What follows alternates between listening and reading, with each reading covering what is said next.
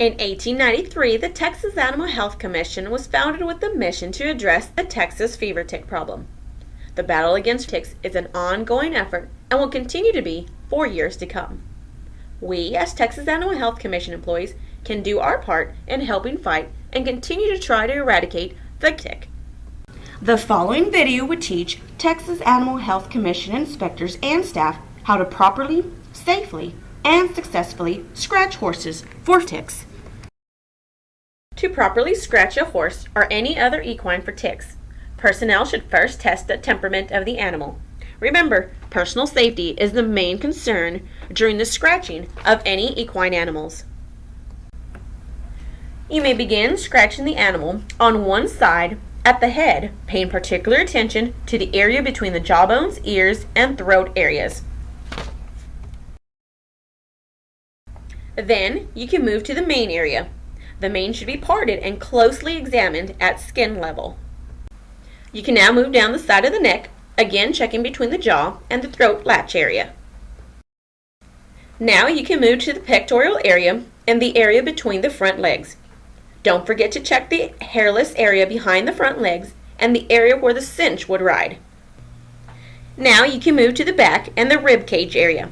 Make sure to check the areas where a saddle would ride. Ticks may be found at the edge of an area where the saddle and the skin make contact. After the body has been scratched, move to the rump and the tail area. Remember, don't stand directly behind the animal when checking in this area. The hair on the tail should be parted and the tail be examined at the skin level from bottom to top. After the tail is examined, check the hairless area between the hind legs. Make sure to pay particular attention to the area where the tail and the body join.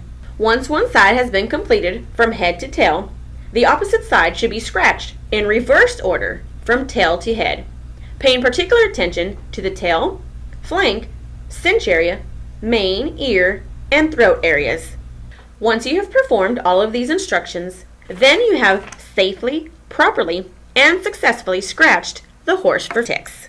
The following segment of this video will teach Texas Animal Health Commission inspectors and staff how to properly, safely, and successfully spray horses for ticks after they have been scratched. Personal safety is the first concern during treatment of equine for ticks. Assume that all horses have never been sprayed before.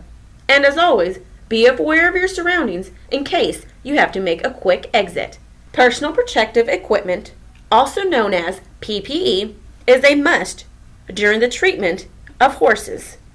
Texas Animal Health Commission personnel who are applying chemicals to treat equine for ticks should wear the following: respiratory protection, such as a carbon filter or an N95 mask, chemical-resistant gloves and aprons, long-sleeve shirts, goggles, and a hat or cap.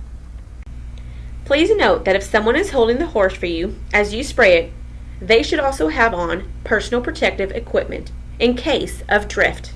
An electric or gas-powered sprayer is required. Hand pump sprayers do not provide enough volume or pressure to penetrate the hair coat and thoroughly wet the animal to the skin level. When spraying equine for ticks, it is suggested that you first start by spraying the ground near their feet. Once the animal has become familiar with the sound and the feel of the spray splashing on their feet, you can slowly move up the front legs. Now you can move to the neck and then spray the head and ears. Be cautious, as several equine animals do not like water on their face and ears, but this area must be saturated thoroughly. Next, move to the mane area and be sure to part the hair of the mane and saturate it well. Move the hair of the mane to ensure it is wet all the way to the root and that the skin beneath the mane is wet as well. Move to the back, body, and abdomen areas, thoroughly wetting the areas as well. Pay close attention to the areas between and behind the front legs and the cinch and flank areas.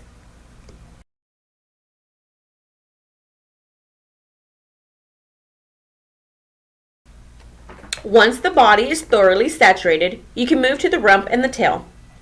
Just like the mane, part the hair of the tail to ensure the tail is wet all the way to the root.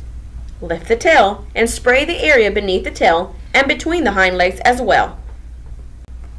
Now you can spray down the hind legs. Once you have finished the hind legs, you will be finished on this side, and you can move to the opposite side and begin again. Now you can spray down the hind legs.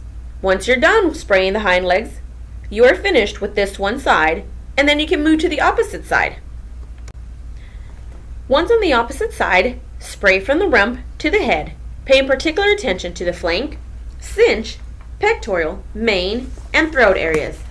Remember, the key to effective treatment of equine for fever ticks is to ensure that all areas are saturated to the skin.